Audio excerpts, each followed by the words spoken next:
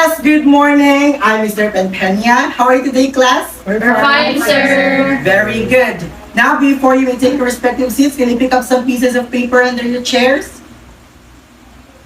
Okay, you may now take your seats, class. Before we'll start formally our discussion, may I request someone to lead a prayer? Okay, Miss Tumal. Let's bow our heads and feel the presence of Holy Spirit. Father, the Son, the Holy Spirit. Amen. Most dearest Father, we are grateful for the gift of this day. Kindly assist us in using it for credit and glory. Please grant us the grace to make today's thoughts, words, and deeds pleasant in your eyes. We pray that ever-blessed Virgin Mary, our Mother, would keep us in her care, and that she will inspire us to do the good deeds for your benefit through her prayers and the intercessions of all your saints. Amen. Amen. And Father, the Son, and the Holy Spirit. Okay, thank you so much, Miss Tumal. Everyone, please be seated. Okay, let's have an attendance first. Okay, so is anyone absent today, class? Okay, very good. So, before we will start, let's have an announcement. So, for this coming month's activity, we will be having our Gulayan sa Paralan. So, please be reminded that our parents will be here this coming April 10, 2023 at exactly 1 p.m. here in the classroom. So, for the general meeting also. So, everyone was encouraged to bring reading tools. Okay, unit of verification class? None, sir. Okay, very good. So, next. So before we will proceed to our new lesson, is anyone here from the class to recap what we have discussed last meeting? Okay, Miss Villegas. Sir, last meeting we have discussed about verb forms. Very good. So can someone define what is verb form? Okay, Mr. Ano? For me, sir, as what I have learned about verb form is that verbs can appear in a sentence in different ways or different forms. There are 5 verb forms in the English language. Those are root, third person singular, present participle, past, and past participle. Very good, Mr. Ano. Thank you so much. And now, before we'll start our new lessons, I have 5 questions here. All you have to do is to identify the word if it is present or past participle, okay? So, number 1, who wants to answer? So, the direction is here, though. Identify the present participle or past participle. Okay, number 1. Okay, Mr. Lianyo. Okay, very good. So, our word here is forgotten, so it is past participle. Okay, number 2. Number 2 wants to answer. Okay, Miss Tumon. A, sir, present participle. Okay, so our word here is talking, right? So, answer is present participle. Okay, the third one. Okay, number 3. Okay, who wants to answer? Miss Chandler. I think, sir, it's letter B, past participle. Okay, very good. So, number 4. Wants to answer? Okay, Miss Dunkila. I think, sir, it is letter A. No, so our answer here is done. So it is past participle. So, okay, thank you so much, Miss Dunkila. So the 5th one wants to answer. Okay, Mr. Ano? A, sir, present participle. Very good. So our word is jumping. So it is present participle. So from the 5 questions I have presented, do you have any idea about our topic? Okay, so our topic for today is all about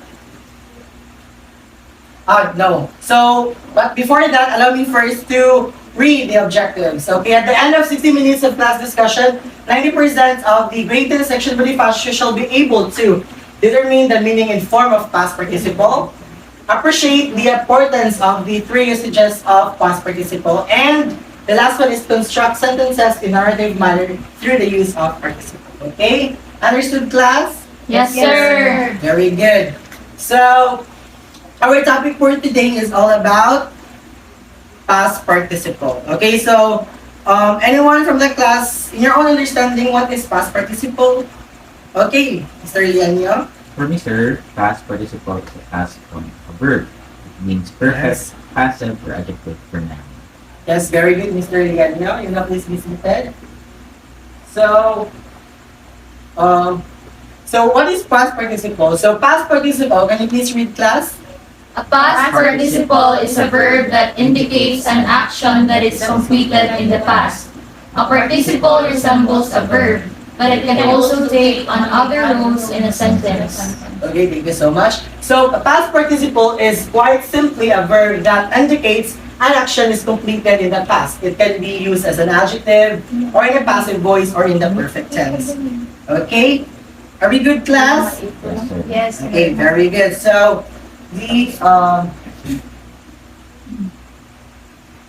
but before that, also need to remember that English language is often confusing because it is difficult. There are also many assumptions to the rules, right? And this can cause like anxiety of students or frustrations, right? And have a full understanding of what terminology can go along toward helping to ease the difficulties caused by the varying rules. Okay, class, are we good? Yes, sir! Okay, so first, let's discuss the first form of past participle. So, can you please read this, class? For regular verbs, the past participle is usually formed by adding ed to it. For regular verbs that end in e, the past participle is formed by adding d.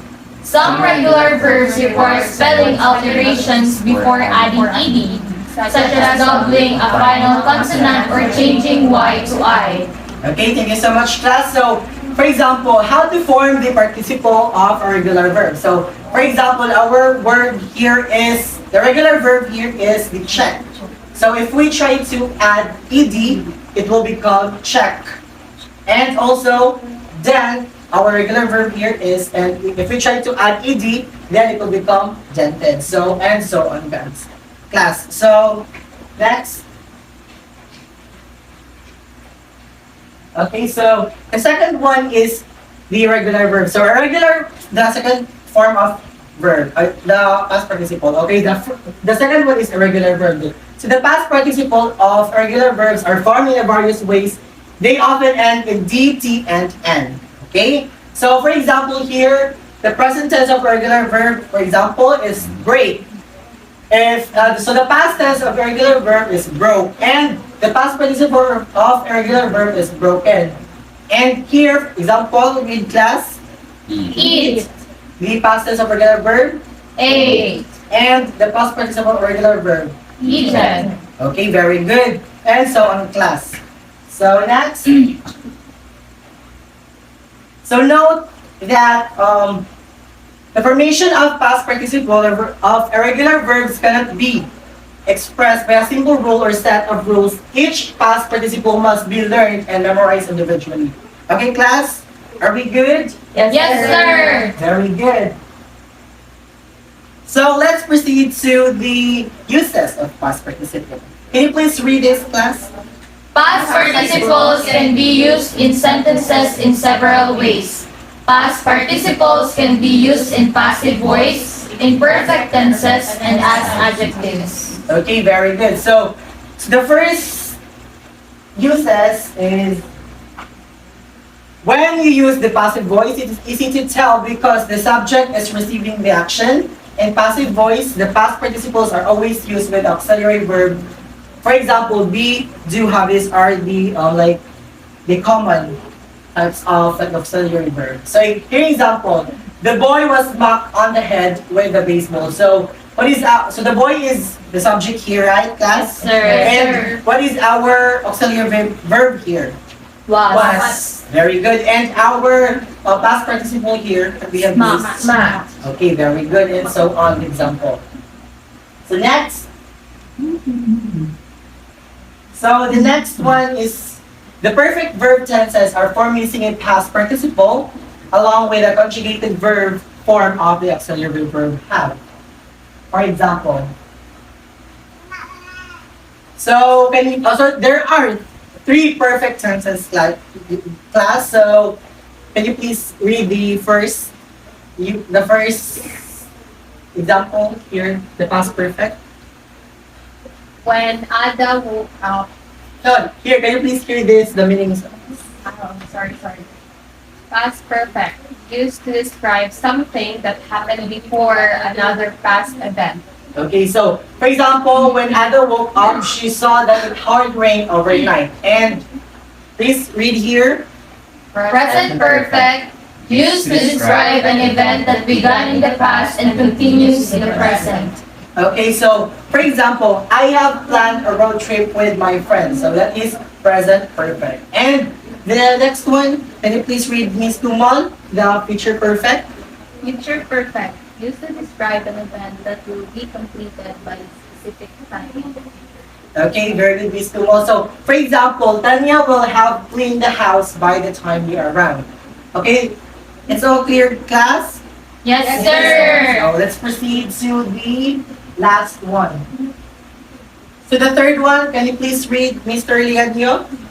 Past participle can be used as an adjective.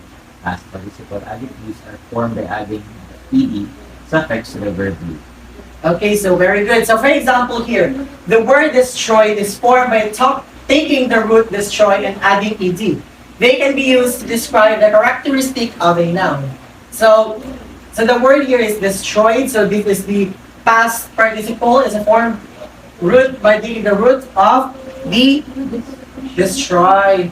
And if you add ed, it will become the destroyed. So this is the past participle that used as an adjective. Okay, class? Yes, sir. Yes, sir. Okay. So back before that, what have you learned from the discussion? Does anyone from the class? Okay, Miss Lapus? So, I have learned, sir, that a past participle is a verb that indicates an action that is completed in the past.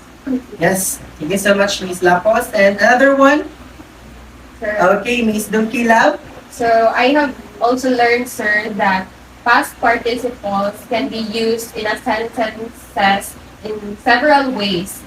Past participles can be used in passive voice, in perfect tenses, and as adjectives. So yes, thank you so much, Miss Dunkilab. So, you know, take your seats. So thank you for sharing, class. You have learned a lot. Good job. And also, let's have an activity. So this is the. Can you please read the direction? The whole class must be divided into 4 groups. Team A, Team B, Team C, and Team D. Each group must create a sentence in a narrative form that consists of past participle. It must consist of 5 to 10 sentences only. Then, after you create a sentence, underline the past participle. You will be given 5 minutes to create your sentence and 5 minutes to present your works in class. Okay, any clarification, class? None, sir. Okay, very good. So, thank you so much for your performance, class. Good job. Okay, next. So, let's have a assessment. Okay, so please answer get 1/4 sheet of paper. So this is the direction. Choose the letter corresponding to the correct answer for each of the questions provided below. Write your answer in a 1/4 sheet of paper. Okay. Yes, sir. Yes, sir. So this is number 1. Okay, I will give you 5 minutes. Okay, are you done, class? Yes, sir. Let's proceed to number 2.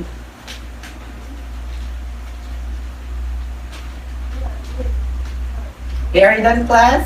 Yes, sir. Number 3.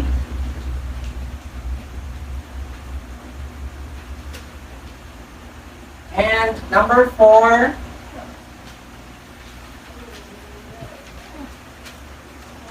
And number 5. So, time's up. That's your paper, class. Okay.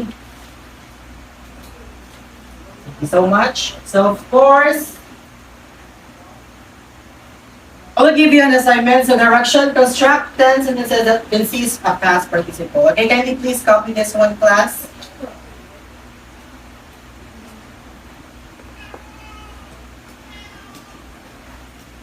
Okay, so that's all. Now, before we end our class today, please pick up some pieces of paper and arrange your chair, class.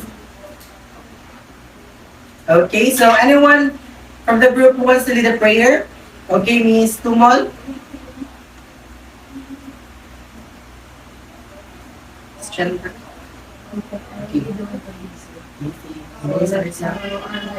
And to the persons of God, Father, the Son, and the Holy Spirit. Amen. Most dearest Father, we are grateful for the gift of this new day, and you assist us in listening to your credit and glory. Please grant us the grace to make today's thoughts, words, and deeds pleasant in your hearts. We pray that the ever-blessed Virgin Mary, our Mother, will keep us in her care, and that she will inspire us to do good deeds for her benefit, through her prayers and the intercession of all your saints. Amen. In the name of Amen. Father, the Son, the Holy Spirit. Amen. So, thank you so much, your active participation, class. Don't forget your assignment and please read in advance. Goodbye, class, and have a nice day. Thank you so much. Thank you, sir. Bye, sir.